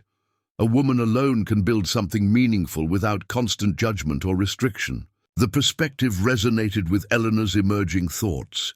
Thank you for your candor. Will you be staying in Silvercliff, regardless of the commissioner's decision? Sarah asked. I don't know yet, Eleanor admitted. Much depends on tomorrow's meetings.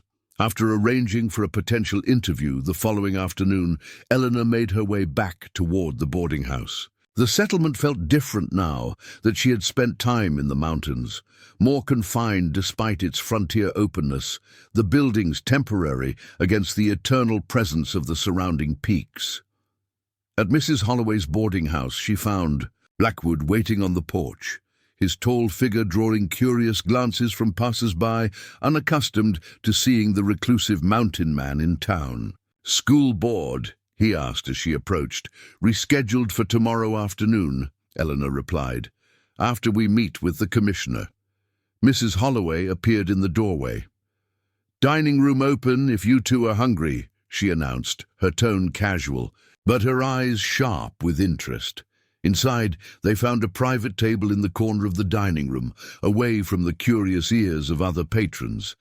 Over a simple meal of venison stew and fresh bread, they discussed the morning's meeting. If Wilson recognizes your claim, Blackwood said, keeping his voice low, you'll need to decide quickly how to proceed. Claims unworked for 30 days can be challenged, especially valuable ones like the North Star. Would it be considered worked if I simply visited it regularly? Eleanor asked. Blackwood shook his head. Law requires good faith effort to extract minerals, usually interpreted as actual mining activity, digging, processing, or maintenance of equipment. Activities I know nothing about, Eleanor sighed. Could learn, Blackwood suggested. Or hire someone. Or partner with someone who knows. The third option hung between them, unspoken but present. What would such a partnership entail? Eleanor asked carefully. Hypothetically, Blackwood considered his expression thoughtful. Typically, claim owner provides rights and some capital. Partner provides labor and expertise, profits split according to agreement. 50-50 is common, but arrangements vary. And in this hypothetical partnership, where would each person live? Eleanor kept her tone neutral, despite the impropriety of the subject. Separate cabins would be necessary, Blackwood replied without hesitation. Territory's frontier, but propriety still matters. His immediate recognition of the issue and straightforward solution eased Eleanor's concerns somewhat. If they were discussing what she thought they were discussing, at least he understood the social constraints involved. This hypothetical arrangement, she pressed, would it be purely business, or might other considerations apply? Blackwood met her gaze directly. Started as a business, perhaps. Future would depend on the individuals involved, their compatibility, their willingness to consider possibilities beyond initial arrangement. The careful phrasing held multiple meanings. Eleanor felt a flutter of something beyond practical interest. Gabriel Blackwood was a compelling man, intelligent, capable, principled. Their brief acquaintance had revealed complementary perspectives and shared values despite their different backgrounds. "Speaking hypothetically still," she said softly, "such an arrangement would require significant trust on both sides." "Trust," he agreed, "and clear understanding of what each brings to the partnership, what each hopes to gain." Eleanor was about to respond when the boarding house door burst open, admitting a well-dressed man in his 40s, accompanied by two miners in work clothes. The newcomer's gaze swept the dining room, settling on Eleanor with an expression of triumph. "Miss Eleanor Reed, I presume," he called loudly, striding toward their table. "Matthew Preston, president of Silvercliff Mining and Development Company. I understand you're attempting to claim the North Star mine." The abrupt introduction caught Eleanor off guard. "Mr. Preston, I don't believe we've been introduced properly. Formalities seem unnecessary given the circumstances," Preston replied dismissively. His attention shifted to Blackwood, his expression cooling noticeably. "Blackwood, should have known you'd be involved, still haunting the high country and interfering in legitimate business." Blackwood's face remained impassive, but Eleanor noticed his posture tighten. "Preston," he acknowledged without elaboration. Preston returned his focus to Eleanor. "Miss Reed, I'll be direct. The North Star mine represents a significant investment opportunity for our company. We had arrangements with Richard Dawson before his unfortunate accident, discussions regarding purchase of his claim." "Strange," Blackwood commented. "Dawson never mentioned selling to you, not even when we discussed his future plans 2 days before the Avalanche." Preston's jaw tightened. "The negotiations were preliminary, but substantive enough that our company has filed a prior interest claim with Commissioner Wilson this morning." Eleanor felt a chill of understanding. "You're contesting my claim to the North Star." "Merely asserting our company's pre-existing interest," Preston corrected with a thin smile. "Business is business, Miss Reed. The North Star requires significant capital to recover from the avalanche damage. Capital a woman alone simply doesn't possess." The condescension in his tone ignited Eleanor's determination. "My financial resources are not your concern, Mr. Preston, and any arrangements you claim to have had with Richard died with him unless you have signed documents, which I suspect you do not." Preston's smile faltered slightly. "Commissioner Wilson will weigh all factors, including which claimant can best develop the resource for the territory's benefit. Our company employs 30 men and supports their families. What do you bring to Silvercliff besides Eastern sentimentality?"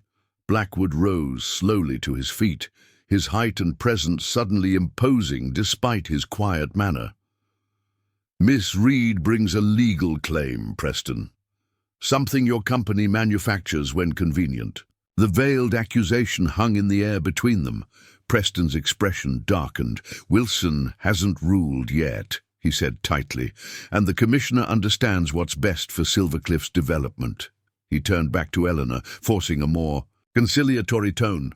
"Miss Reed, there's no need for unpleasantness. My company is prepared to offer compensation for any claim you might establish, $300, a generous sum that would allow you to return east comfortably, or establish herself here without your interference." Blackwood countered. Eleanor found her voice. "Thank you for your offer, Mr. Preston. I'll consider it after Commissioner Wilson makes his determination tomorrow." Preston studied her for a moment, reassessing. "Very well. Though I should mention the teaching position you've been considering. The school board chairman happens to be my brother-in-law. Your prospects there might be affected by your decision regarding the mine." The thinly veiled threat confirmed Eleanor's growing understanding of Silvercliff's power structure. Preston wasn't just a businessman, he was someone accustomed to controlling the settlement's opportunities and resources. "Are you threatening Miss Reed?" Blackwood's voice remained conversational, but something dangerous lurked beneath the surface. Preston stepped back slightly, simply clarifying the interconnected nature of our community. "Good day, Miss Reed. I look forward to resolving this matter amicably." After Preston and his men departed, Eleanor released a shaky breath. He seemed quite confident of success. "Preston usually gets what he wants in Silvercliff," Blackwood acknowledged. "Money talks, but he doesn't control Commissioner Wilson completely, and he doesn't know about your letters or the Peterson precedent." "He implied he could block the teaching position," Eleanor said, troubled by the interconnected obstacles suddenly appearing in her path. "Probably could," Blackwood agreed. "His influence reaches most corners of town. But not the mountains," Eleanor murmured almost to herself. Blackwood's gaze sharpened. "No, not the mountains." The simple exchange conveyed volumes. In that moment, Eleanor understood that whatever path she chose would involve opposition from Preston and his allies. The simple future she had journeyed west to find had transformed into something more complex, a contest of wills and resources with her independence at stake. "What do you know about Preston's company?" she asked. "Buys up smaller claims, consolidates them into larger operations. Not illegal, but his methods sometimes border on coercion." Blackwood's expression darkened. "He's had his eye on the upper.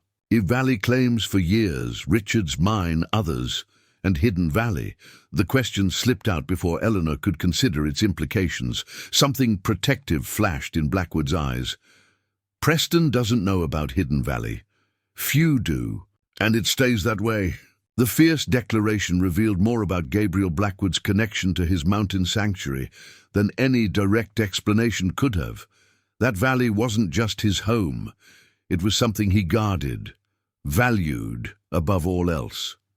"I understand," Eleanor said softly.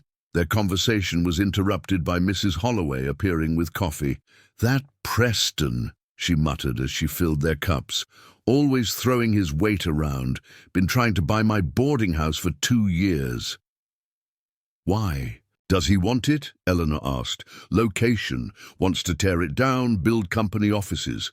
The landlady sniffed disapprovingly. "Offered twice what it's worth, but some things aren't for sale." The sentiment resonated with Eleanor. Some things weren't for sale, including, she was beginning to realize, her right to determine her own path forward. "If the commissioner rules, in my favor tomorrow," she said to Blackwood after Mrs. Holloway departed, "Preston will only increase his pressure." "Likely," he agreed. "Man doesn't like losing." Eleanor straightened her shoulders. "Then I should be prepared to stand firm. Would you—" She hesitated, then continued with newfound resolve. "Would you be willing to discuss that partnership we were hypothetically considering?" "Not hypothetically." Blackwood's expression remained carefully neutral, but something in his eyes kindled to life. "Yes," he said simply. "I would." Dawn arrived with a clarity that matched Eleanor's resolve. The previous evening, after Preston's departure, she and Blackwood had discussed the practical aspects of a potential partnership until Mrs. Holloway's curious hovering had made private conversation impossible. They had agreed to meet after the commissioner's ruling to finalize their plans, whatever those might be. Eleanor dressed with deliberate care, selecting her most formal attire, a charcoal grey traveling suit with subtle burgundy trim. The outfit had been purchased for her arrival meeting with Richard, a detail that now seemed fitting as she prepared to claim his legacy. When she descended to the dining room, she found Blackwood already waiting. He too had made concessions to the day's importance, wearing a clean buckskin jacket over a crisp white shirt. His dark hair was neatly combed, his beard trimmed. The effect was striking, wilderness refinement that suited him better than conventional town attire would have. "You look prepared for battle," he commented quietly as she joined him. "In a sense I am," she replied. "Preston made it clear yesterday that this won't be simple." "Nothing worthwhile usually is." Blackwood's steady gaze conveyed confidence in her ability to face whatever challenges lay ahead. Wilson opens his office at 9. We should be first in line. They found the mining commissioner already at his desk when they arrived, ledgers open before him. His expression gave nothing away as he gestured for them to be seated. "I've reviewed your documentation extensively, Miss Reed," he began without preamble. "The Peterson precedent does indeed apply to your situation. Your correspondence with Richard Dawson establishes clear intent to marry, and your financial investment in traveling to fulfill that arrangement represents good faith effort." Eleanor felt a surge of hope. "Then you recognize my claim to the North Star?" "I do," Wilson confirmed, "with certain conditions." "What conditions?" Blackwood asked, his tone revealing nothing. "First, the claim must be actively worked within 30 days, as territorial law requires. Second, given the claim's value and the competing interest from Silvercliff Mining and Development, you must file a bond of $200 as security against development. The bond requirement was unexpected and clearly designed to create an obstacle. $200 represented a significant portion of Eleanor's remaining funds. "Is such a bond standard procedure?" she asked carefully. Wilson adjusted his spectacles.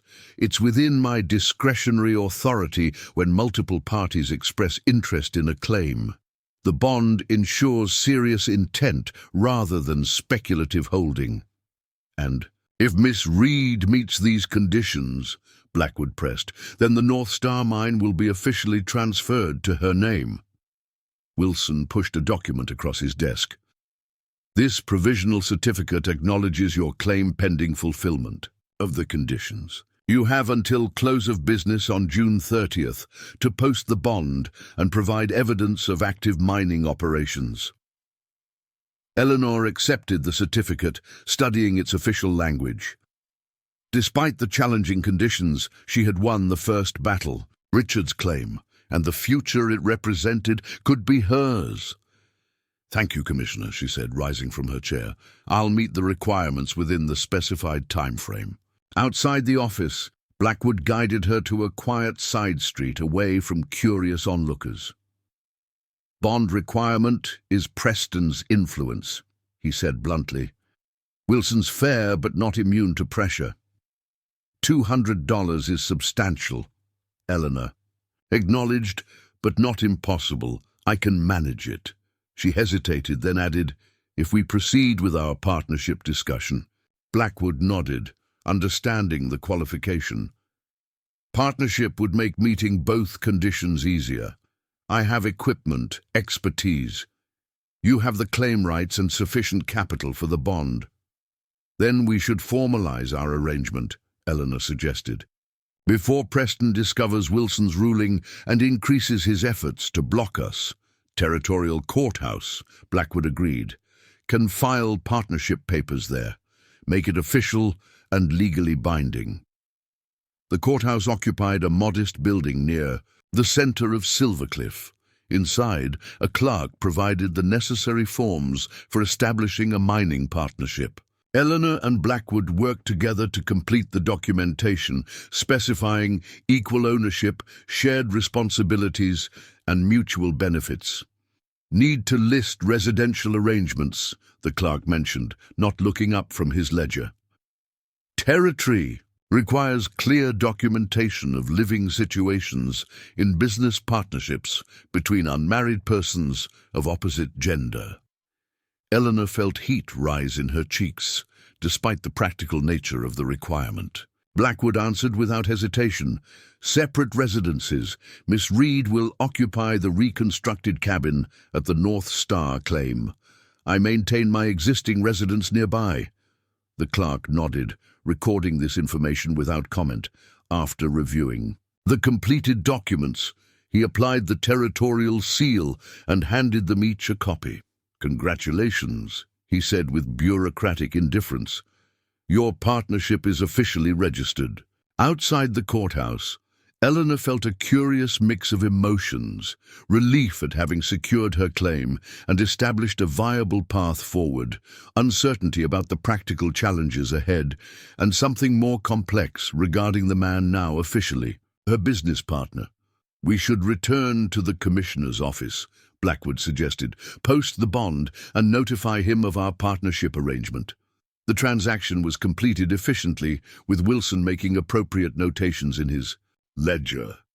"Partnership with Mr. Blackwood is a practical solution," he observed neutrally. "His experience with mountain mining operations will be valuable in redeveloping the North Star." As they left the commissioner's office for the second time that morning, Eleanor noticed a changed quality in the glances they received from Silvercliff residents, less curiosity and more speculation. News traveled quickly in small settlements. Their newly formalized association would be common knowledge before sundown. "I should inform the school board I won't be pursuing the teaching position," Eleanor said as they walked along the main street. Blackwood nodded. "Practical to eliminate competing obligations. Have time before your interview this afternoon. Could purchase supplies for the claim first." The suggestion made sense. Together they visited Jenkins's general store, where Eleanor used part of her remaining funds to purchase necessities for rehabilitating the cabin at the North Star, tools, cooking equipment, basic furniture. Jenkins recorded their selections with poorly concealed interest in their partnership. "Heard Wilson recognized your claim," he commented while totaling their purchases. "Preston's been in a foul mood all morning," came storming out of the commissioner's office like a grizzly with a thorn in its paw. "I imagine he's unaccustomed to setbacks," Eleanor replied diplomatically. Jenkins chuckled. "That's putting it mildly. Man expects this town to dance to his tune." He glanced at Blackwood. "You taking her up on this claim today?" "Tomorrow," Blackwood answered. "Need to arrange transportation for supplies." "Can have my boy bring everything up with the wagon," Jenkins offered.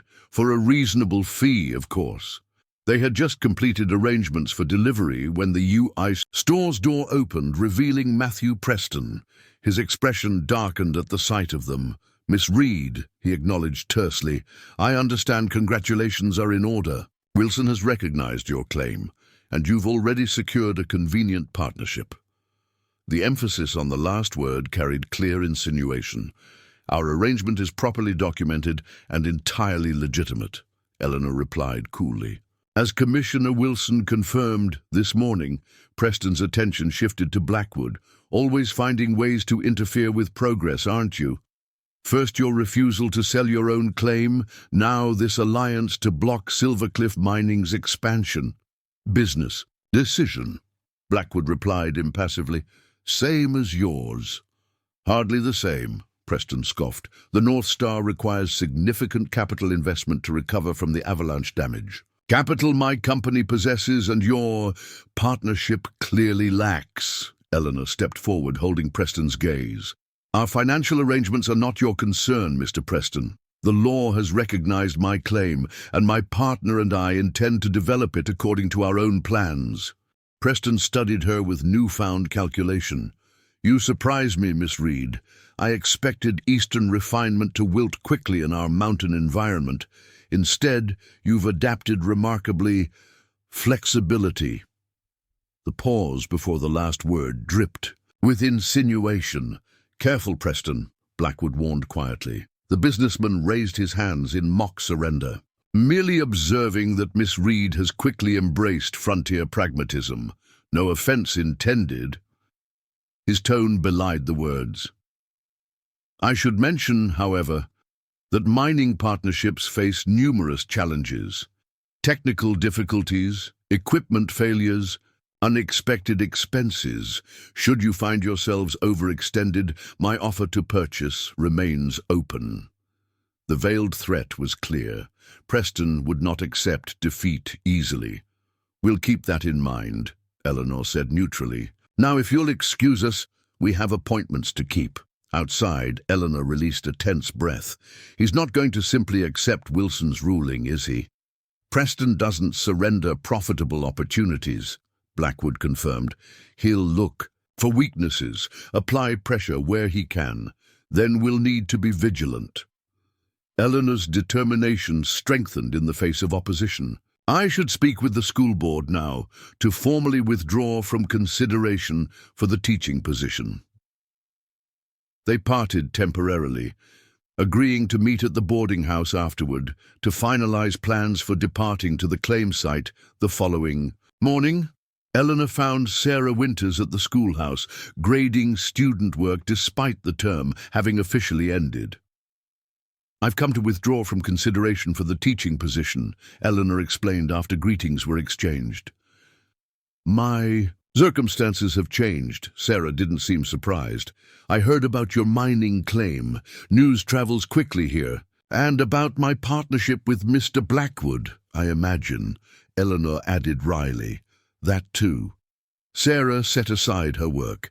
People will talk, of course. They always do when presented with arrangements that don't fit their narrow expectations. Does it bother you? Eleanor asked, curious about the older woman's perspective. The talk? Sarah considered the question. When I first came west, yes. I was raised with Boston propriety too. Appearances mattered above all else. But mountains teach different lessons about what truly holds value. She studied Eleanor thoughtfully. Is your partnership with Blackwood strictly business? The directness of the question caught Eleanor off guard, but she appreciated the honest approach. For now, yes. Beyond that, remains to be determined. Sarah nodded, understanding the complexity contained in that simple answer. The territory offers freedoms impossible back east, including the freedom to define relationships on your own terms. That unsettles people accustomed to rigid categories. Like Matthew Preston, Eleanor observed. Preston's concerns are primarily financial, not moral, Sarah corrected. His objections would vanish instantly if he saw profit in supporting you. She rose, extending her hand. I wish you success, Eleanor, whatever form that takes. The conversation left Eleanor feeling strangely light-hearted as she returned to the boarding house. Sarah's perspective had reinforced her growing belief that life in the Colorado Territory offered possibilities beyond the constrained roles available to women in Eastern society. Blackwood was waiting on the porch, his pack horse already loaded, with supplies for their journey. Jenkins' boy will follow tomorrow with the wagon, he reported. Weather looks clear for travel. Mrs. Holloway emerged from the boarding house, wiping her hands on her apron. So, it's true then, she said without preamble. You two are partnering on the North Star claim. We are, Eleanor confirmed, seeing no reason for evasion. The landlady nodded decisively. Good. About time someone stood up to Preston's land grabbing. Been swallowing up every promising claim in the county. You're not concerned about propriety? Eleanor asked, somewhat surprised by Mrs. Holloway's apparent approval. Propriety? The older woman snorted. Girl, this is Colorado Territory. Folks who survive here focus on practical matters, not drawing-room gossip. You and Blackwood have skills and resources that complement each other. Makes perfect sense to join forces. The straightforward assessment was refreshing after Preston's insinuations. Eleanor felt a renewed appreciation for frontier directness. Will you be keeping your room here? Mrs. Holloway asked. No, Eleanor replied. We'll be rehabilitating the cabin at the claim site. I'll settle my account before departing tomorrow. The landlady nodded. Figured as much. Well, your room's always available if you need to come to town for supplies or to escape mountain solitude for a spell. As evening approached, Eleanor and Blackwood finalized their plans over dinner in the boarding house dining room. They would depart at dawn, taking the most direct route to the North Star claim. The journey would require most of a day, but would position them to begin work immediately on clearing Avalanche debris and assessing the mine's condition. Cabin won't be habitable immediately, Blackwood cautioned. We'll need to construct a temporary shelter while rebuilding. "I'm not afraid of difficult conditions," Eleanor assured him. "Boston winters taught me to endure discomfort when necessary." A rare smile touched his features. "Mountains will test that endurance, but I suspect you'll meet the challenge." As they finished their meal, Eleanor became aware of curious glances from other diners. Their partnership was clearly the subject of speculation throughout Silvercliff, yet she found herself remarkably unconcerned with others' opinions. The path she had chosen offered purpose, independence, and potential prosperity, considerations that far outweighed conventional propriety. Dawn broke clear and cold over the mountains as Eleanor prepared to depart Silvercliff. She had packed her belongings carefully, taking only what would be practical for life at the mining claim.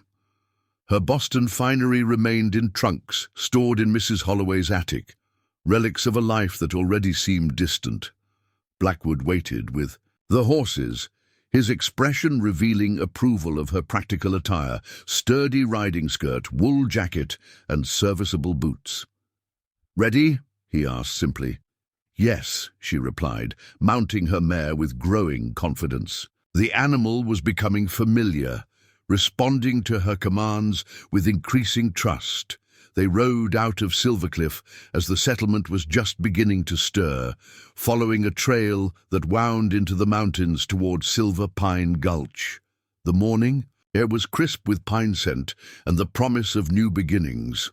"Once we reach the claim," Blackwood said as they rode side by side up a gentle slope, "first priority was clearing a safe path to the mine entrance. Avalanche debris makes navigation dangerous, and after that, assessment of mine workings, determining what equipment survived, what needs replacement." He glanced at her. "Establishing your living quarters." The practical focus was characteristic of him, but Eleanor sensed something more beneath his methodical planning, a commitment to ensuring her safety and comfort despite the challenges ahead. By midday, they had climbed high enough to glimpse Silver Pine Gulch in the distance. The devastation remained stark, a swathe of destruction cutting through what had once been forest. Yet something had changed since Eleanor's first viewing of the site. Perhaps it was her perspective, or perhaps it was the tiny green shoots beginning to emerge among the debris, nature's first efforts at reclamation. "Life returns," Blackwood commented, noting her gaze. "Take 50 years, but the forest will regrow.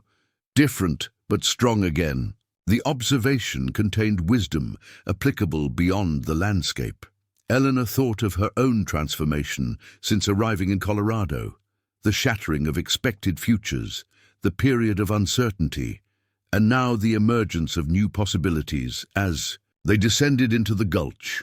Following carefully the trail Blackwood identified as safest, Eleanor caught sight of something unexpected, a flash of blue among the browns and greys of the avalanche debris. "What's that?" she asked, pointing. Blackwood squinted. "Looks like fabric. Strange." They approached cautiously, mindful of unstable ground. As they drew closer, Eleanor gasped in recognition. Amid the jumbled rocks and broken timber lay a weathered trunk, its lid partially open, revealing glimpses of clothing and personal items. "Richard's trunk," she breathed. "The avalanche must have carried it from the cabin." Blackwood dismounted, testing each step before putting his full weight down. He reached the trunk and carefully examined its contents. "Clothing mostly," he reported. "Some books, papers." He retrieved a leather-bound volume and a packet of documents tied with string. "Might be important.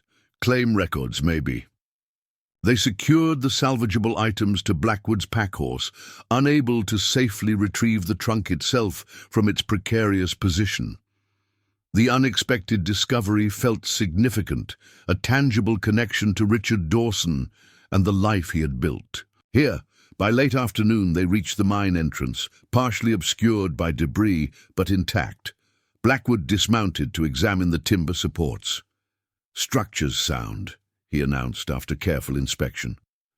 "Avalanche didn't penetrate the main shaft. Good sign. Nearby, they found the stone foundation of Richard's cabin, all that remained of the structure. Blackwood indicated a relatively flat area about 50 yards away, sheltered by a massive boulder. Best location for temporary shelter, he said. Protected from wind, close enough to the work site but safe distance from unstable debris. As the sun began its descent behind the western ridge, they established a basic camp, a canvas tent secured against the boulder, a fire pit ringed with stones, their supplies arranged for practical access. The simplicity of their accommodations might have shocked Eleanor just weeks earlier, but now she found satisfaction in its functionality. While Blackwood prepared a simple meal over their campfire, Eleanor examined the documents recovered from Richard's trunk. Most were indeed related to the mine, assay reports showing silver content, maps of the underground workings, and supply invoices. But among these practical records, she found something unexpected, a letter addressed to her, unfinished and never sent. Her hands trembled slightly as she unfolded the paper, recognizing Richard's familiar handwriting.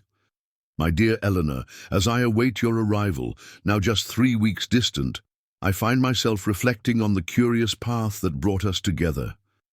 Two strangers separated by a continent, connected through words on paper, soon to join our lives in this remote but beautiful place. I wonder if you will find it as captivating as I do. These mountains that challenge and reward in equal measure, this simple life that strips away pretense and reveals true character. I've prepared the cabin as best I can, though I know it will seem modest compared to your Boston home. What it lacks in refinement, I hope it compensates for in honesty and potential. Like this land, it is unfinished, waiting for your touch to transform it into something more complete. There is something I must tell you upon your arrival, a development regarding the mine that may alter our plans somewhat. Nothing to cause alarm, but a matter requiring discussion and mutual decision. I find myself grateful that your letters have revealed a practical mind and adaptable spirit, qualities essential for life here. Until your arrival, I remain. The letter ended there, unfinished. Whatever Richard had intended to tell her about the mine remained unknown, interrupted by the avalanche that had claimed his life. Eleanor carefully refolded the paper, touched by his words and saddened anew by the future they would never share. Found something? Blackwood asked, noticing her expression as he handed her a tin plate of beans and salt pork. A letter Richard was writing to me, she explained, never completed or sent. He mentioned a development regarding the mine that we would need to discuss. Blackwood frowned thoughtfully. Might explain why Preston's so interested. Maybe Richard discovered something significant before the avalanche. Do you think Preston knew? Possible. Mining communities run on information. Who's finding color, who's struggling. Rich strikes rarely stay secret long. Eleanor considered this as they ate in companionable silence, the first stars appearing in the darkening sky above. Whatever Richard had discovered remained to be rediscovered, part of the legacy she had inherited through an unexpected chain of events. As night settled fully over the mountains, Eleanor gazed up at the brilliant canopy of stars. Her journey had brought her not to the future she had anticipated, but to this moment, sitting beside a campfire with a man she hadn't known existed weeks ago, preparing to build something neither of them had planned. No regrets? Blackwood asked quietly, following her gaze to the stars. Eleanor considered the question seriously. Sorrow for what might have been, she answered honestly. Grief for Richard's lost life. But regrets? No, this path feels right, despite its unexpected nature. Blackwood nodded, understanding. Mountains teach acceptance of change. Resistance breaks. Adaptation survives. Is that why you came here? She asked. After the war, he was silent for so long she thought he might not answer. Finally he spoke, his voice low. Came seeking isolation. Found perspective instead. Mountains don't care about a man's past or his missing arm. Judge only by what he builds, how he endures. The simple explanation revealed more about Gabriel Blackwood than any detailed history could have. Like her, he had come to the Colorado Territory seeking something different from his previous life. Like her, he had found unexpected possibilities in these rugged heights. "Tomorrow we begin building," he said, rising to bank the fire for the night. "Partnership starts with clearing debris, re-establishing the claim." "And after that?" Eleanor asked, wondering how their future might unfold beyond immediate practicalities. Blackwood looked at her across the glowing embers, his expression softening in the firelight. "After that, we discover what the mountains have waiting for us, together." The word contained possibilities neither of them had articulated yet, a promise of shared endeavor that might grow into something more profound. Eleanor smiled, accepting both the immediate plan and the open-ended future it suggested. In the morning, they would begin the physical work of reclaiming Richard Dawson's legacy from the Avalanche's destruction. But something else was already taking shape between them, a connection built on mutual respect, shared purpose, and the recognition of complementary strengths. Eleanor Reed had traveled west, seeking a predetermined future with a man she knew only through letters. Instead, she had found an unexpected path forward, with a man revealed to her through actions rather than words. The mountains had destroyed her original plans, but offered something perhaps more valuable in return: the freedom to build a life on her own terms, alongside someone who valued that same independence. As the campfire subsided to glowing coals, Eleanor gazed once more at the stars blanketing the mountain sky. Boston seemed a lifetime ago. Its constraints and expectations faded like distant memories. Here, amid the challenging beauty of the Colorado Territory, she had found not just a claim to a silver mine, but a claim to her own destiny. Tomorrow would bring its own challenges, practical obstacles, Preston's opposition, the physical demands of mountain life. But tonight, in this moment of quiet connection beneath the stars, Eleanor knew with certainty that she had found her true home, not in a place, but in a path forward. A path that wound through these mountains, offered purpose and independence, and held the promise of a future limited only by her own courage and determination. Up next, you've got two more standout stories right on your screen. If this one hits the mark, you won't want to pass these up. Just click and check them out. And don't forget to subscribe and turn on the notification bell so you don't miss any upload from us.